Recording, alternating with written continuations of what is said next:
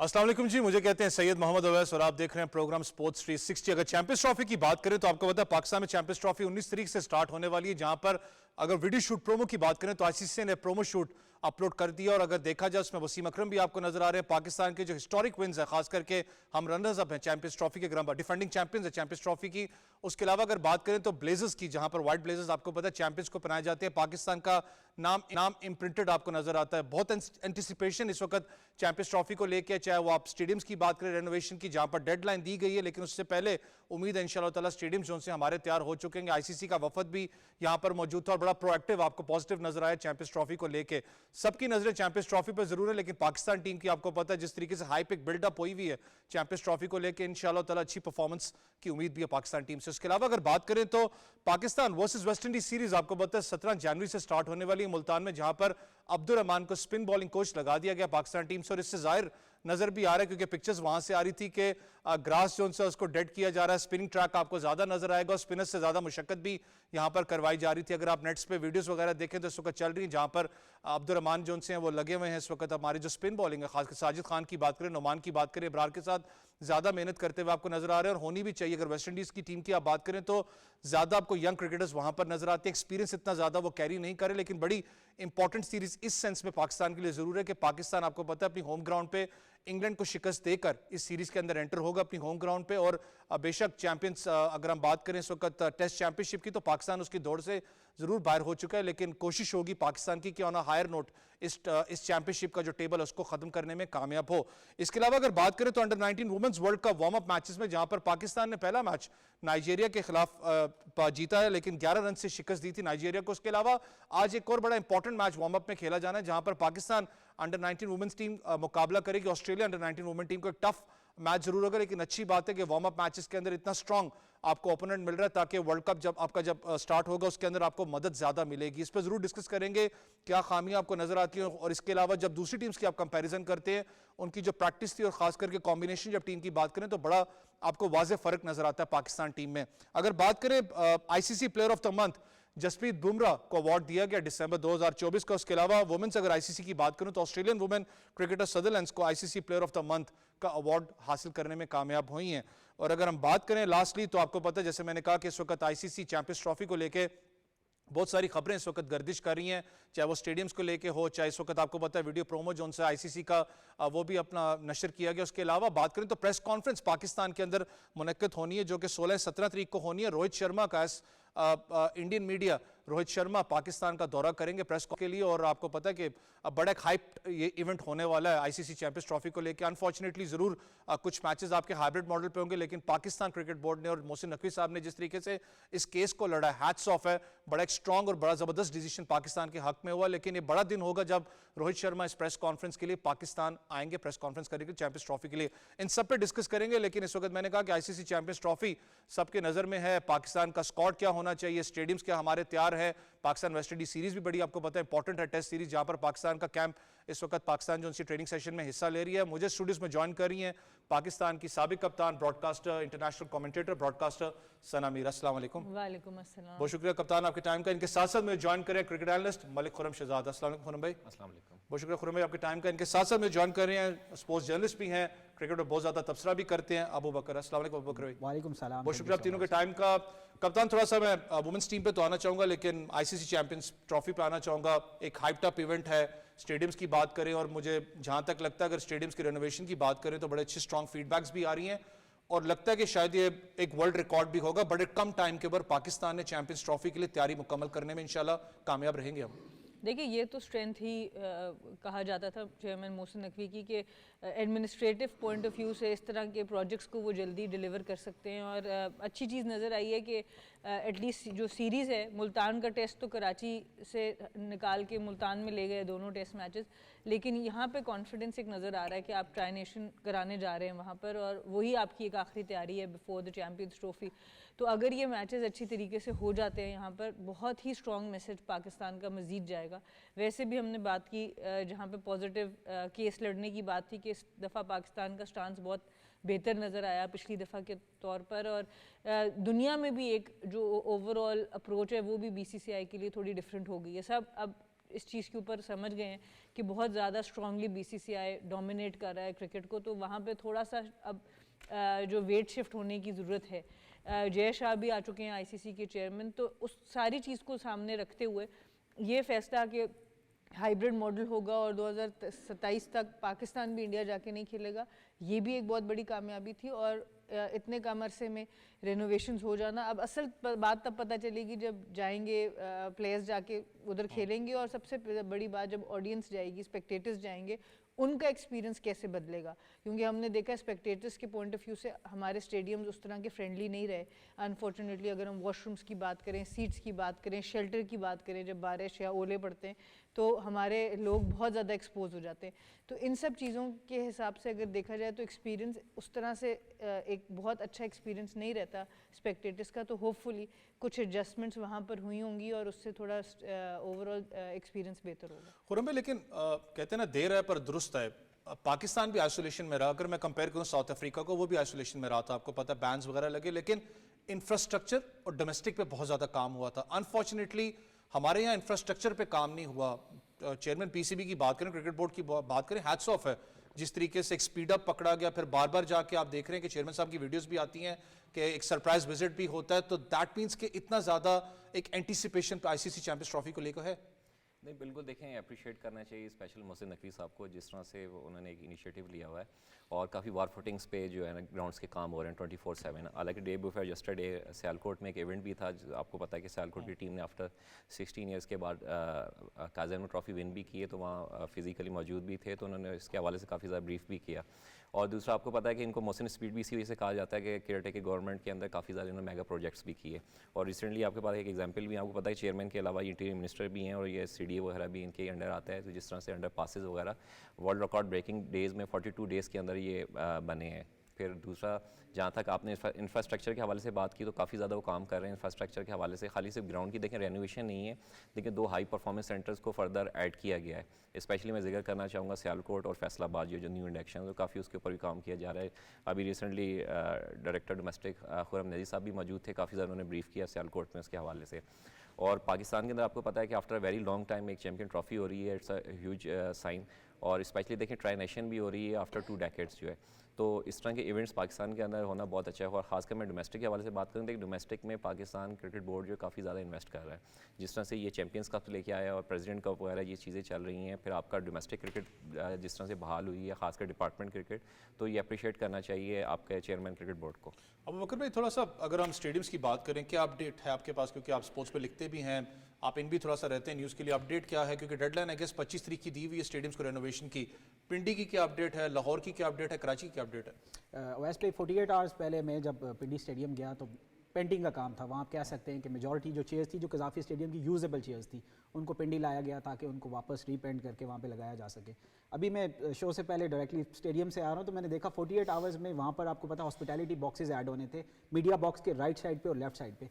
तो जो right side पे 10 बॉक्सेस ऐड होने थे, उसका स्ट्रक्चर कंप्लीट हो चुका है। मतलब 48 आवर्स में बिल्कुल ही एक नई चीज़ वहाँ में सामने देखने को मिल गई। और वहाँ पे जो लोग काम कर रहे हैं उनसे भी जब बात करने का मौका मिला, उन्होंने कहा जी हमें इस मंथ के एंड तक की डेडलाइन है, पिंडी स्टेडियम में जितना भी काम है, चाहे वो ओवरऑलिंग का है, रीपेंट का है, और 2 नई स्क्रीन्स भी ऐड हो रही हैं, जो पुराना स्कोर बोर्ड था उसकी जगह डिजिटल स्क्रीन भी ऐड हो रही है। तो ये सारा काम बिल्कुल ही ऐसे चल रहा है 24/7 में कि हार्डली इस मंथ के एंड तक कंप्लीट हो जाएगा। कसाफी स्टेडियम में इंफ्रास्ट्रक्चर का काम तो ऑलमोस्ट 99% कंप्लीट हो चुके हैं और अभी हम अपने एक्सटीरियर की तरफ आ चुके हैं। पेंटिंग का काम है और इसके अलावा जितनी भी आउटस्कर्ट्स में काम है स्टेडियम के, उस पर अब जा रहे हैं। तो जो डेडलाइन दी गई है शायद उससे पहले ही ये काम कंप्लीट हो जाएगा। कराची में भी काम अब यहाँ पर पहुँच चुका है। जो ग्रिल है उसको हटाया गया, क्योंकि पहले इससे पहले जो ग्रिल थी और सबसे ज़्यादा शिकायत थी ना सिर्फ फैंस की बल्कि कमेंटेटर्स की भी, कि कराची में व्यू ब्लॉक हो जाता है, आपका पूरा स्टेडियम आपको नजर नहीं आता। तो उसको भी सामने रखते हुए अभी जो ग्रिल को डिजाइन किया गया है और उसकी जो पोजीशनिंग है वो ऐसे है कि आपको अब कोई हर्डल नहीं होगी मैच देखने में।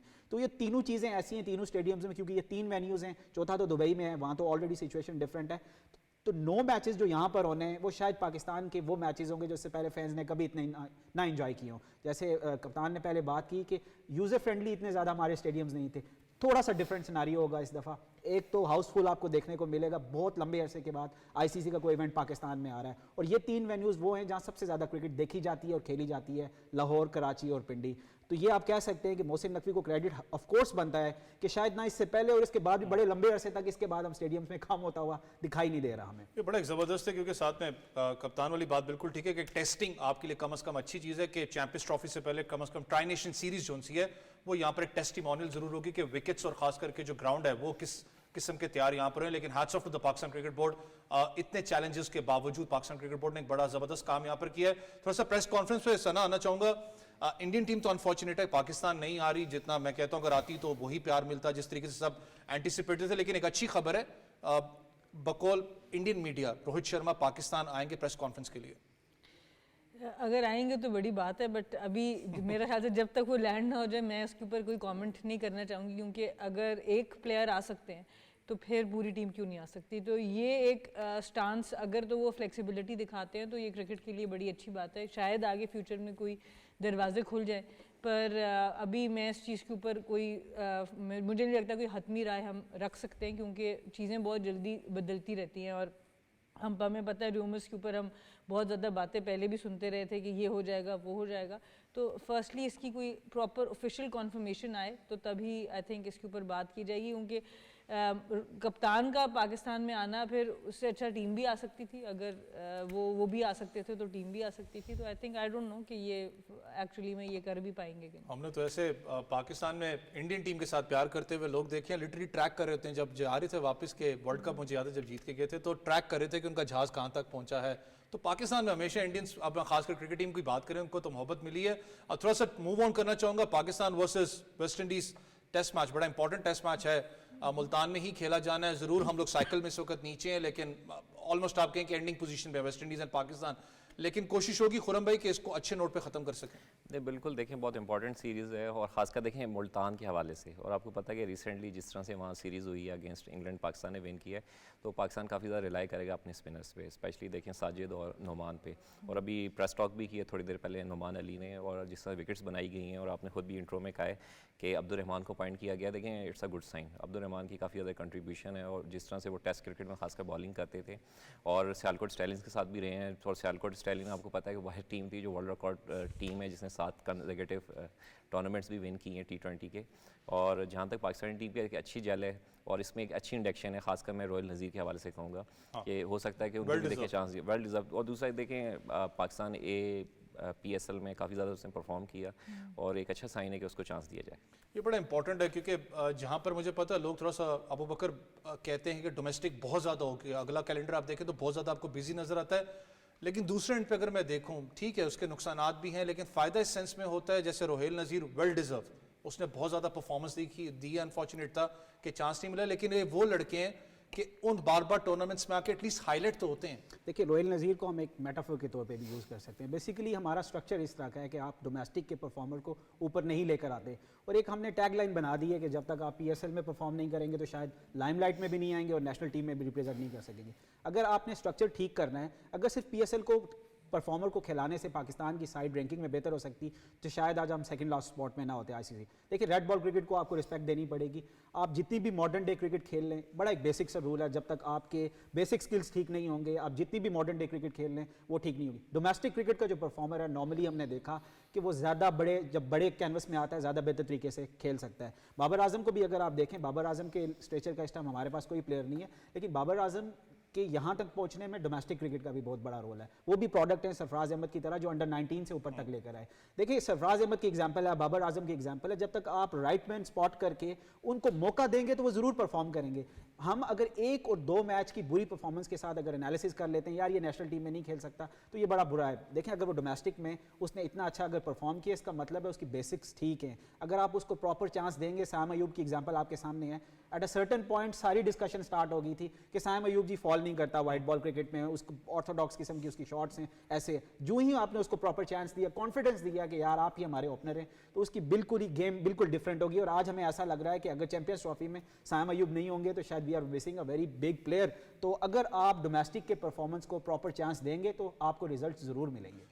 लेकिन कप्तान वही चीज़ फिर आ जाती है, टेस्ट चैंपियनशिप आप अनफॉर्चुनेट, मैंने कहा कि आप ठीक है डाउन द लाइन ज़रूर हैं, फिर हम बात भी करते हैं कि बहुत अरसा हो गया 5 टेस्ट मैचेस आपने नहीं खेले, सीरीज़ की बात करते हैं। मैं खुद भी यहाँ बैठ के बहुत ज़्यादा तनकीद करता रहा हूँ साइम अयूब पे, लेकिन राइटली पॉइंटेड, अगर एक बंदा सिर्फ आपको 2 टेस्ट मैचेस मिल रहे हैं, फिर आपका गैप बीच में आता है, 18 महीने का गैप है जब आपने अगला टेस्ट मैच खेलना है। उस 2 टेस्ट मैच की सीरीज पे तो शायद मैं किसी को जज नहीं कर सकता। देखिए प्लेयर्स को तो मैं कसूरवार यहाँ पे ठहराऊंगी नहीं, जो हमारी टेस्ट परफॉर्मेंसेज इतनी नीचे चली गई हैं उसमें आपका सबसे बड़ा प्रॉब्लम ऑर्गेनाइजेशनल जो सिस्टम में लोग हैं उनका ज़्यादा सबसे बड़ा प्रॉब्लम है। पहले तो आपको टेस्ट सीरीज़ ऑब्वियसली ज़्यादा करनी है, फिर जो स्ट्रैटेजीज आपने बनानी है।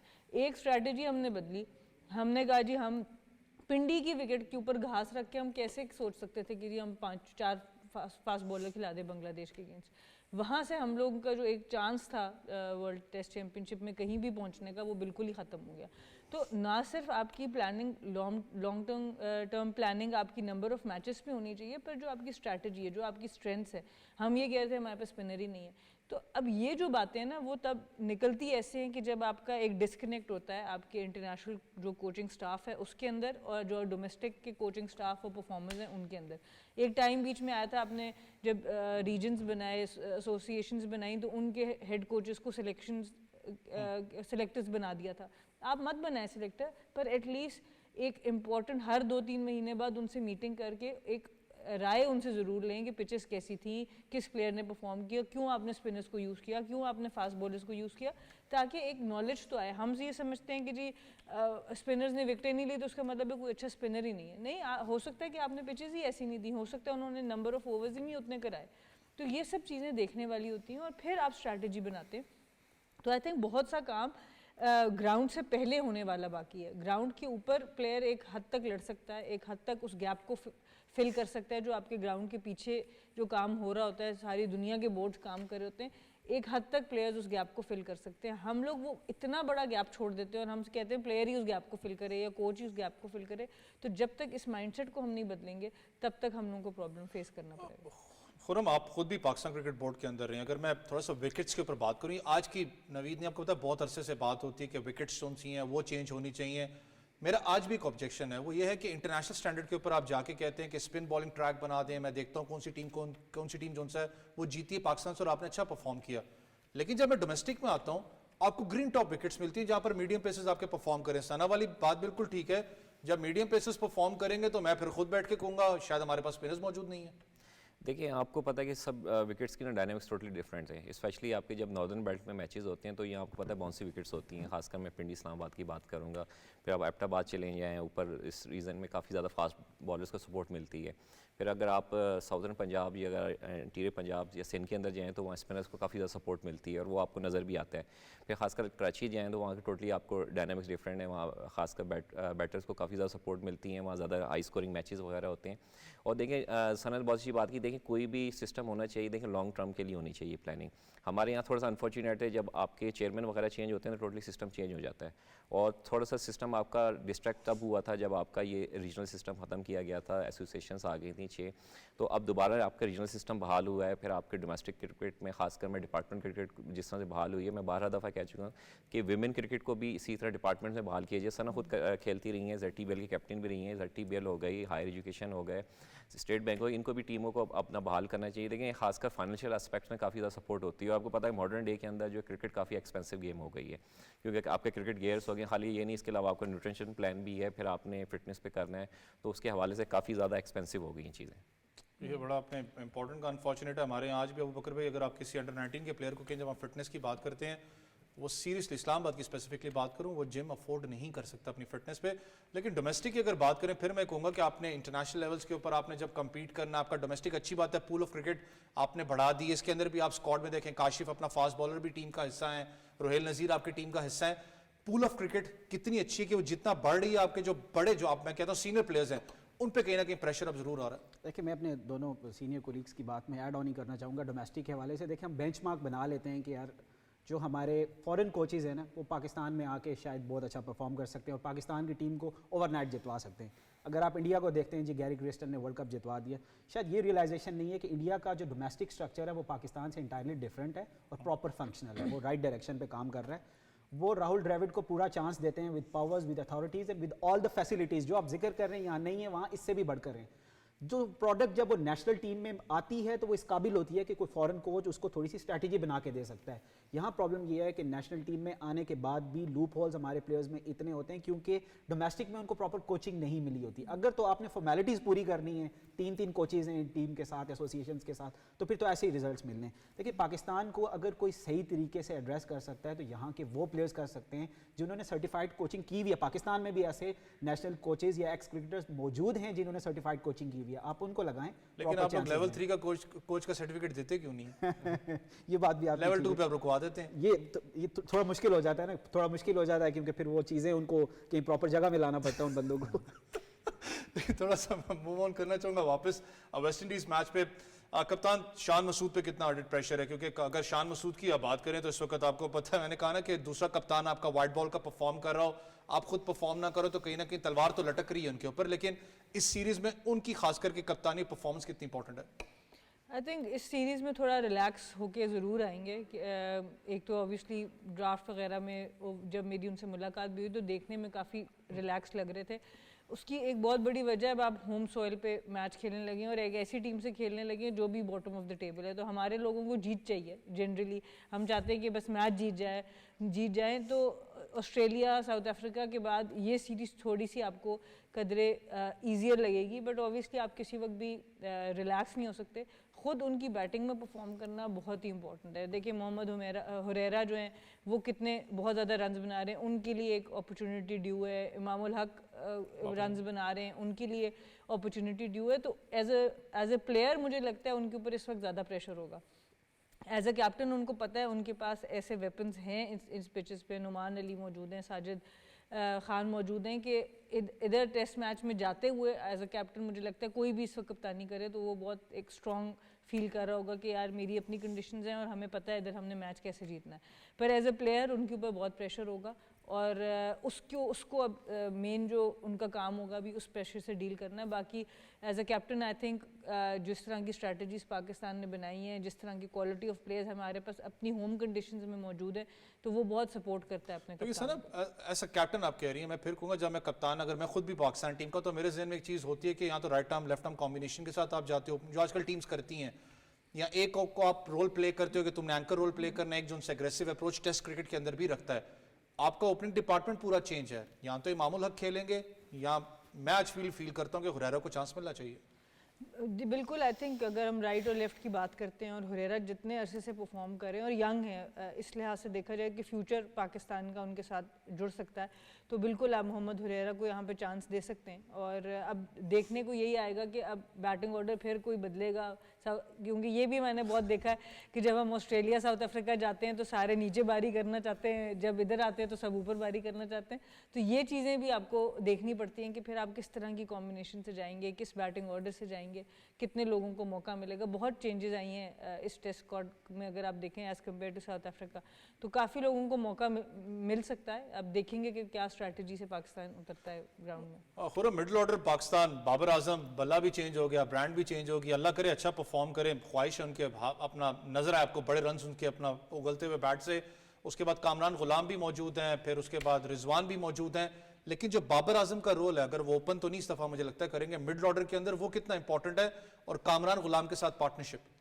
देखिए आपको पता है कि रिसेंटली जिस तरह से कामरान गुलाम ने परफॉर्म किया है आपकी डोमेस्टिक क्रिकेट में और थ्रू आउट द सीज़न जो है परफॉर्म करते हुए आ रहे हैं, और ख़ासकर जिस तरह से अभी इन्होंने इंग्लैंड के खिलाफ परफॉर्मेंस दी और आते के साथ ही एक अच्छा आपके लिए इम्पैक्ट प्लेयर आपके खासकर मिडिल ऑर्डर में आपके नज़र आया। और उनके साथ जो कॉम्बिनेशन है बाबर आजम का बहुत इंपॉर्टेंट है। आपको पता है कि बाबर आजम की क्लास जो है हमेशा से परमानेंट रही है और फॉर्म को उन्होंने रीगेन किया है। और सही कहा आपने, उनका जैसे रिसेंटली उनका बल्ला भी चेंज हुआ है, तो इस चीज़ का भी काफ़ी ज़्यादा इफेक्ट पड़ेगा और आते के साथ ही काफ़ी अच्छा परफॉर्मेंस देंगे। और दूसरा जहाँ तक सऊद शकील भी हैं फिर मिडिल ऑर्डर में आपके पास, तो ये भी आपको पता है कि थ्रू आउट सीज़न जो है रन्स करते हुए आ रहे हैं। या मैं क्रिटिसाइज नहीं करूंगा, लेकिन मेरा बड़ा स्ट्रॉन्ग बिलीव है, कुछ बल्ले होते हैं जो आपको रास नहीं आते स्टिकर्स में। कहता हूँ अल्लाह करे, मैं कहता हूँ स्टिकर चेंज हुआ है, क्योंकि जितना इंपॉर्टेंट वो कैरेक्टर है, जब भी आप देखो बेशक 2 सेकंड के लिए या 5 सेकंड के लिए कैमरा लगे, PSL ड्राफ्ट का मुझे इल्म है वहाँ पर मौजूद थे, वो आते हैं, जिस तरीके से क्राउड अपना अट्रैक्शन है, लोग बात करते हैं उनसे, इंपॉर्टेंट कैरेक्टर है। लेकिन जब वो इंपॉर्टेंट कैरेक्टर का दिमाग में एक चीज़ रखी जाती है कि तुम इंपॉर्टेंट हो पाकिस्तान टीम में, एक्सपेक्टेशन होती है तो प्रेशर भी होता है उसके ऊपर। देखिए आपने बिल्कुल ठीक कहा, लास्ट तकरीबन 365 डेज़ में बहुत ज़्यादा कंट्रोवर्सीज का शिकार भी रहे बाबर आजम। ये तो चले एक लकी चार्म है उनका बैट चेंज करना उनके लिए, लेकिन इंडिया के वर्ल्ड कप से लेके अभी तक हम देखें तो शायद बहुत सारी ऐसी चीज़ें थी उनसे रिलेटेड जो नहीं होनी चाहिए थी। अभी आप देखें रिसेंटली साउथ अफ्रीका में उन्होंने ओपनिंग की, हालांकि ये बड़ा डिफिकल्ट डिसीजन था। अगर आप प्रॉपर फॉर्म में भी नहीं हैं और टीम के लिए परफॉर्म करना चाह रहे हैं, और साथ ही अभी हमने जिस तरह कहा कि हमारी पिक्चर बिल्कुल चेंज हो जाएगी ओपनिंग स्लॉट की अगेंस्ट वेस्ट इंडीज़, और जितनी वेल विशेज़ के साथ इमामुल्लाह स्क्वाड में आ रहे हैं तो उनको प्लेइंग 11 में ना रखना मुश्किल हो जाएगा। वैसे वो ओपनिंग करेंगे शान मसूद के साथ और बाबर आजम वन डाउन आएंगे, तो शायद बाबर आजम के लिए अभी भी ये बेस्ट चॉइस नहीं है वन डाउन आना। व्हाट आई फील इज़ कि बाबर आजम को शायद नंबर 4 पे खेलना चाहिए जो आइडियली उनकी पोजीशन है। लेकिन टीम के लिए अगर वो वन डाउन आ रहे हैं, जिस तरह उन्होंने टीम के लिए साउथ अफ्रीका के अगेंस्ट भी ओपनिंग की और वो एक सक्सेसफुल मॉडल था, लेकिन इसका ये हरगिज़ मतलब नहीं है कि हमेशा के लिए हम बाबर आजम को ओपनर डिक्लेयर कर दें। वो मैच की सिचुएशन ऐसी थी कि we have to go with Babar Azam, इसके अलावा हमारे पास ऑप्शन नहीं थी। वैसे भी नॉर्मली कुछ अरसे में साम अयूब की परफॉर्मेंस से पहले बाबर आजम वन डाउन या टू डाउन में एज एन ओपनर ही खेल रहे थे। 10-15 में तो हमारे 2 आउट होते हैं, उसके बाद आपका मिडल ऑर्डर और लोअर मिडल ऑर्डर एक्सपोज हो जाए तो ये सारी सिचुएशन हमारी चैंपियंस ट्रॉफी के टेबल में नीचे आने का एक रीज़न ये भी था। साथ ही साथ जो क्लैरिटी नहीं थी, जिस तरह कप्तान ने कहा कि स्टार्टिंग फ्रॉम अ पॉइंट के हमारे पास स्पिनर्स ही नहीं है, और एक ऐसी सिचुएशन में कि जहाँ पे हम प्लॉट ही ऐसा बना रहे हैं कि अगली टीम को स्पिनर्स के अगेंस्ट हमने खिलाना है और उनको आउट करना है, तो क्लैरिटी बड़ी ज़रूरी है। और इस क्लैरिटी के साथ साथ अब्दुल रहमान की जो अपॉइंटमेंट है वो भी बहुत अच्छी बात है। इसका मतलब है डॉट्स जो हैं वो मिलते हुए दिखाई दे रहे हैं, एटलीस्ट राइट डायरेक्शन की तरफ हम जा रहे हैं। तो होपफुली बाबर आजम और Shan Masood and company West Indies के अगेंस्ट जीत सकते हैं। जैसे अबू बकर ने कहा, ये आपको पता है बहुत सी बात दूसरे प्लेटफॉर्म से भी क्रिकेटर्स की बात करूं वो करते रहे कि शायद बाबर को चौथे नंबर पर खेलना चाहिए। कामरान गुलाम ने पूरी जिंदगी डोमेस्टिक में आपको पता है आप वन डाउन आके खेला है, केपी के लिए बात कर लें, पेशावर के लिए वो आके खेला वन डाउन पे ही है। वो पोजीशन चौथे नंबर पे जहां पर आपने टैकल करना है, लेफ्ट आर्म स्पिनर एक मौजूद है, उनके पास स्पिन बॉलिंग ऑप्शन, फिर मैं कहता हूं पाकिस्तान का एक बड़ा लव पॉइंट आपको नजर आता है जहां पर लेफ्ट आर्म स्पिनर है तो हम एक्सपोज होते हैं, वो पोजीशन टफ है। बाबर आजम चौथी नंबर पे आपको नजर आ रहे हैं बैटिंग करते हुए? देखिए बाबर की जो क्लास है ना बैटिंग की, मुझे लगता है अगर माइंडसेट पॉजिटिव रखें वो किसी भी नंबर पे खेल सकते हैं। उनका जितनी टेक्निक उनके पास है जनरली ओवरऑल, जो नंबर ऑफ शॉट्स जो उनके पास है, सिर्फ प्रॉब्लम ये आती है कि हमने उनको डिस्टर्ब भी बहुत किया एज अ प्लेयर।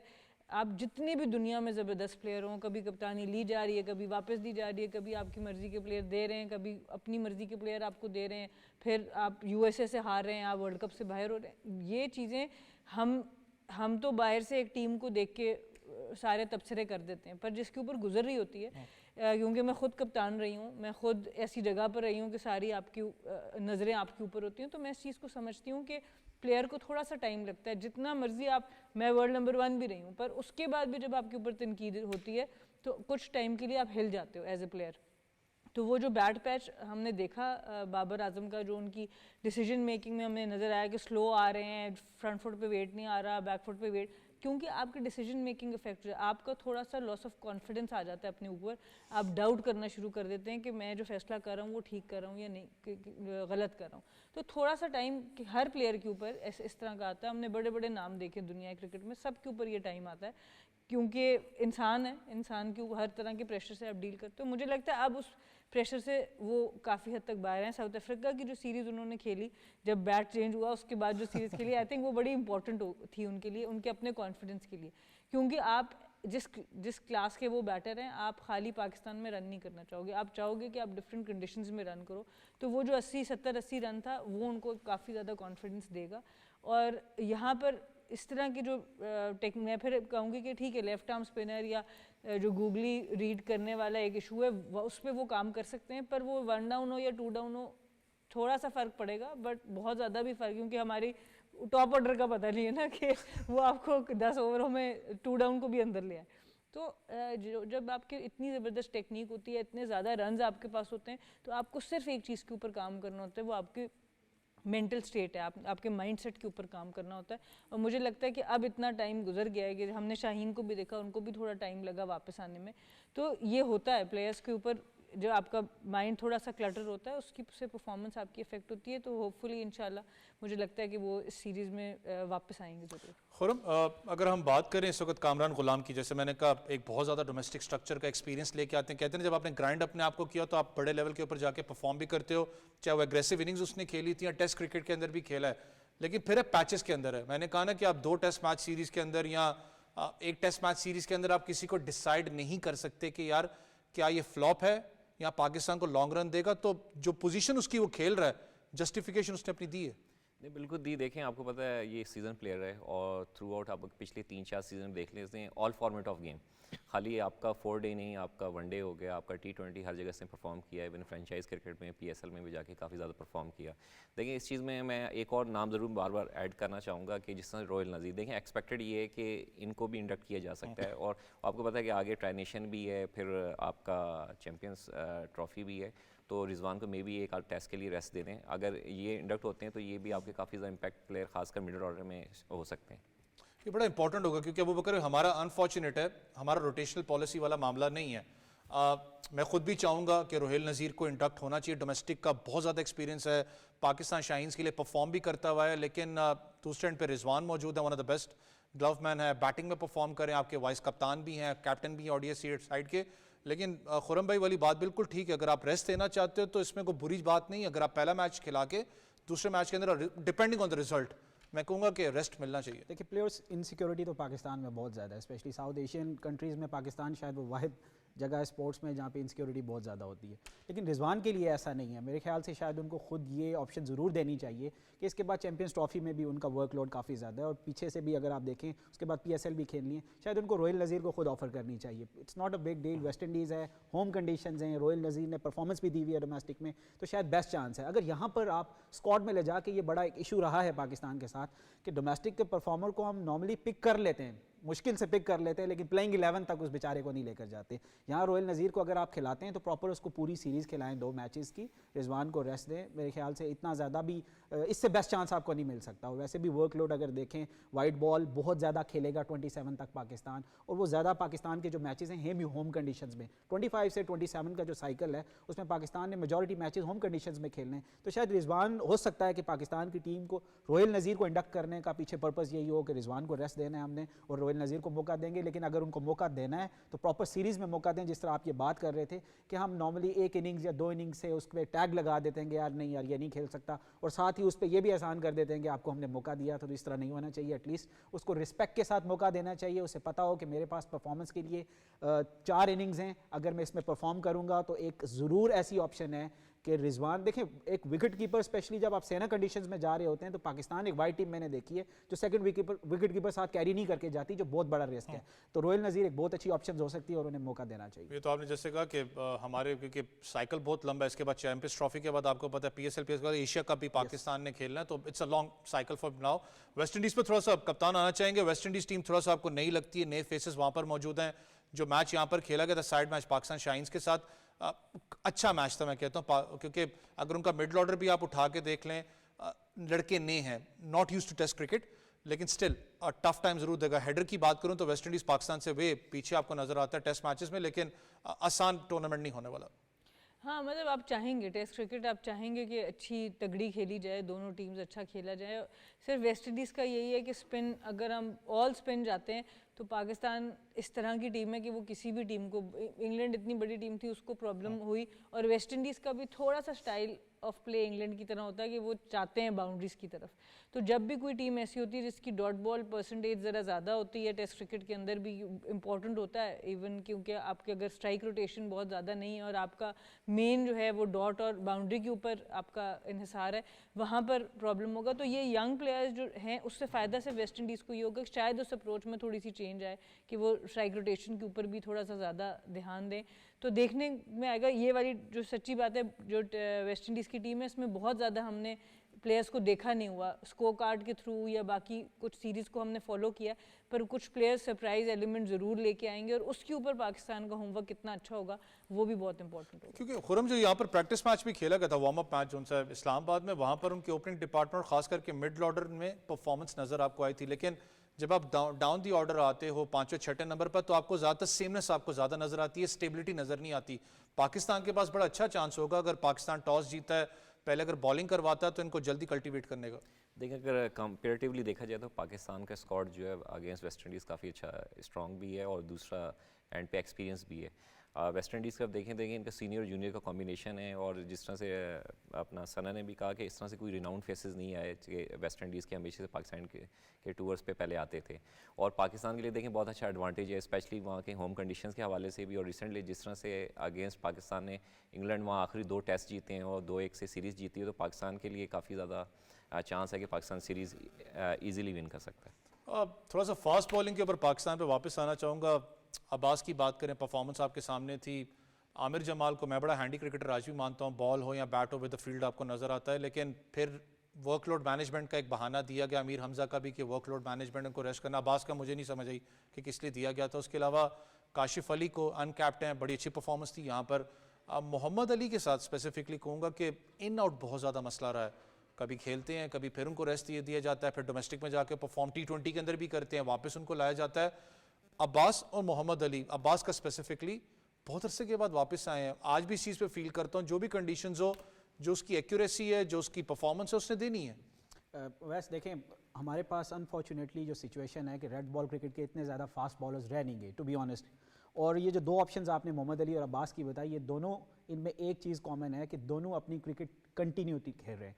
काउंटी में अगर देखें अब्बास और डोमेस्टिक देखें मोहम्मद अली, तो फिटनेस कुछ इंडिविजुअल रिस्पॉन्सिबिलिटी भी होती है। देखिए अब ऐसा पॉसिबल नहीं है कि इन्फोर्स करना है पाकिस्तान क्रिकेट बोर्ड ने। अब नसीम शाह और आमिर जमाल दोनों मुझे मैच फिट नज़र नहीं आ रहे। आमिर जमाल को हमने जो रोल देखा हमने साउथ अफ्रीका के अगेंस्ट, ऐसा लग रहा था कि ऑस्ट्रेलिया की परफॉर्मेंस को सामने रखते हुए उन्हें चांस दिया था कि बॉलिंग और बैटिंग दोनों में उन्होंने परफॉर्म करना है, जो कि नहीं हो सका।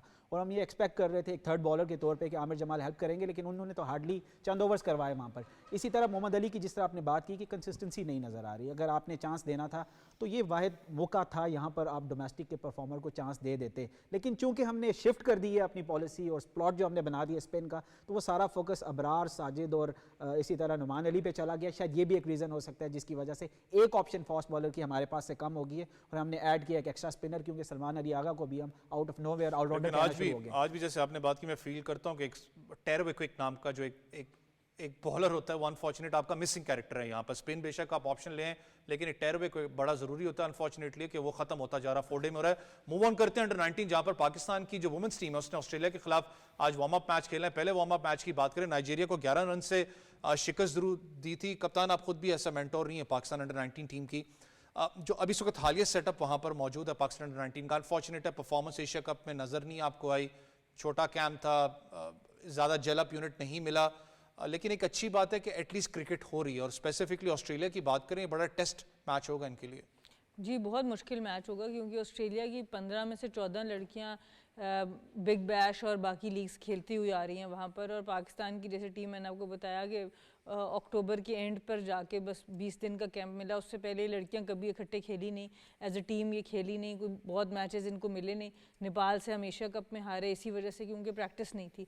और अब नाइजीरिया जैसी टीम, अगर आपको 11 रन के डिफरेंस से आप जीत रहे हो बड़ी मुश्किल से, तो ये अच्छा साइन नहीं है जनरली पाकिस्तान टीम के लिए। इसके ऊपर ये रिफ्लेक्ट नहीं करता इन लड़कियों का टैलेंट, क्योंकि टैलेंट ज़रूर है पर आपकी प्रिपरेशन अच्छी नहीं है। मैं वही बात करती हूँ कि जब आप इतना बड़ा गैप छोड़ देते हो तैयारी में और कहते हो प्लेयर्स उसको पूरा करें, तो वो मेरे ख्याल से जस्टिफाई नहीं कर सकता हमारी तैयारी को। हमने नहीं कराई पाकिस्तान की अंडर 19 लड़कियों को तैयारी, अभी मौका है। जैसे ये वर्ल्ड कप ख़त्म हो उसके फ़ौरन बाद आपको अगले वर्ल्ड कप की तैयारी, बल्कि अभी से करनी, वर्ल्ड कप ख़त्म होने की भी ज़रूरत, कोशिश आप इंतज़ार ना करें, आप अगले वर्ल्ड कप की तैयारी अभी से करें। बल्कि 2028 के वर्ल्ड कप की या 27 में जो पाकिस्तान में होना है अंडर 19 वर्ल्ड कप, हमें उसके लिए टीम अभी से बनानी चाहिए।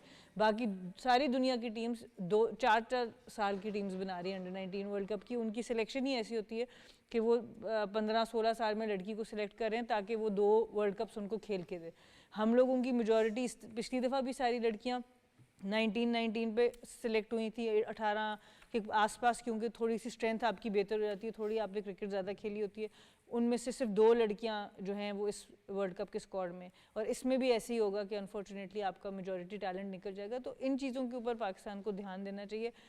सिर्फ लर्निंग कर्व ही होगा, मैं बहुत ज़्यादा एक्सपेक्ट नहीं करती। फातिमा खान एक अच्छी ऑलराउंडर है पाकिस्तान की, वो नया बॉल भी कर रही हैं, नए ओपन जाके बैटिंग भी कर रही हैं, रन भी किए हैं नाइजीरिया के अगेंस्ट। तो उनकी परफॉर्मेंस बड़ी की होगी और आई होप हम उनको ओवर यूज़ ना करें ताकि कोई इंजरी वगैरह का शिकार ना लेकिन थोड़ा सा इसी पे आना चाहूँगा क्योंकि टूर्नामेंट बड़ा इंपॉर्टेंट है ये पाकिस्तान के लिए, मैंने कहा ना बिल्डिंग फेज के लिए। लेकिन कप्तान जब आप बात करते हैं डोमेस्टिक स्ट्रक्चर की, जब हम बात करते हैं मेंस की, इतना ज़्यादा आपने उसको बिजी कर दिया स्केड्यूल, पाकिस्तान वुमेंस का भी तो बिजी स्केड्यूल होना चाहिए। जब आप बात करते हैं बैकअप क्रिकेटर्स की, जब तक आप टूर्नामेंट्स नहीं रखेंगे तो ये मसला तो आपको आता रहेगा, चाहे आप अगले वर्ल्ड कप में भी चले जाएं। देखिए, इन चेयरमैन मोहसिन नकवी ने आते साथ इंटरेस्ट लिया, उन्होंने मेरे से भी मेरी उनकी बातचीत रही, उन्होंने काफ़ी कोशिश की कि वुमेंस क्रिकेट को बेहतर किया जाए, बट अनफॉर्चुनेटली जब तक एक डेडिकेटेड इंसान खुद और उसको आप अथॉरिटी नहीं देंगे वुमेंस क्रिकेट के अंदर, वो बैक सीट बर्नर पे ही रहेगी। और जैसे खुरम भाई ने प्रोग्राम के शुरू में बात की कि बिल्कुल डिपार्टमेंटल क्रिकेट को बहाल होना चाहिए, बहुत इंपॉर्टेंट कॉन्ट्रीब्यूशन था मेरे अपने करियर में डिपार्टमेंट का, और मेरे साथ खेलने वाले सब प्लेयर्स का डिपार्टमेंटल क्रिकेट का बहुत बड़ा उसमें एक जोर था। उसके ऊपर पाकिस्तान को वापस आना चाहिए, और जब तक हम बैक बर्नर पे रखेंगे, बहुत से लोग पीसीबी के अंदर, पूरा पीसीबी मैं नहीं कहूँगी, और ये चेयरमैन की ज़्यादा सोच रही है वुमेंस क्रिकेट को बहाल करने की, पर बहुत से लोग पीसीबी के अंदर सिर्फ वुमेंस क्रिकेट इसलिए चलाते हैं क्योंकि आईसीसी ने कहा अगर आपकी वुमेंस टीम नहीं होगी तो आपकी मेंस टीम का फुल स्टेटस ले लिया जाएगा। तो एक मजबूरी के तौर पे वुमेंस क्रिकेट चल रही है। जब तक हम उसको फुली बैक नहीं करेंगे, हम उनको क्रिकेटर्स की नज़र से नहीं देखेंगे, ये छोड़ दें लड़के हैं लड़कियाँ, आप उनको क्रिकेटर्स की नज़र से देखें, आप उनको वो सहूलियात दें जो आप बाकी क्रिकेटर्स को देते हैं, अंडर 19 पे देते हैं, अपने शाहीन्स को देते हैं। आप देखें कैसे नहीं लड़कियां परफॉर्म करती। हमारी फातिमा सना ने परफॉर्म करके दिया, सादिया यूसुफ टॉप 5 में रही, अनम अमीन टॉप 5 में रही, मैं टॉप किया है रैंकिंग को। तो आप बार बार लड़कियों ने कहा हम में टैलेंट है, पर आप उनको प्रॉपर फैसिलिटीज़ तो दें। ये तो हमेशा मैं कहता हूँ, बड़े कम सपोर्ट के बावजूद हमारी लड़कियों ने बड़ा स्ट्रॉन्ग अपना जो सा कम बैक या स्ट्रॉन्ग जाके परफॉर्मेंसेज दी हैं। बहुत शुक्रिया आप तीनों मेहमानों का, ऑल द बेस्ट। कप्तान आप तो मौजूद होंगी कमेंट्री के लिए for Pakistan versus West Indies. यही था आज स्पोर्ट्स 360, लेकिन जाते हुए पाकिस्तान वर्सेस वेस्ट इंडीज़ बड़ा इंपॉर्टेंट सीरीज़ है पाकिस्तान के लिए। बेशक हम इस वक्त डाउन द टेबल ज़रूर है, लेकिन कोशिश पाकिस्तान की ज़रूर होगी कि उस सीरीज़ को जीत के अपना जो एक आखिरी जो साल का कैलेंडर है उसको ज़बरदस्त विनिंग नोट पर ख़त्म किया जाए। मुझे और मेरी टीम को कल तक इजाज़त दें। अल्लाह हाफ़िज़।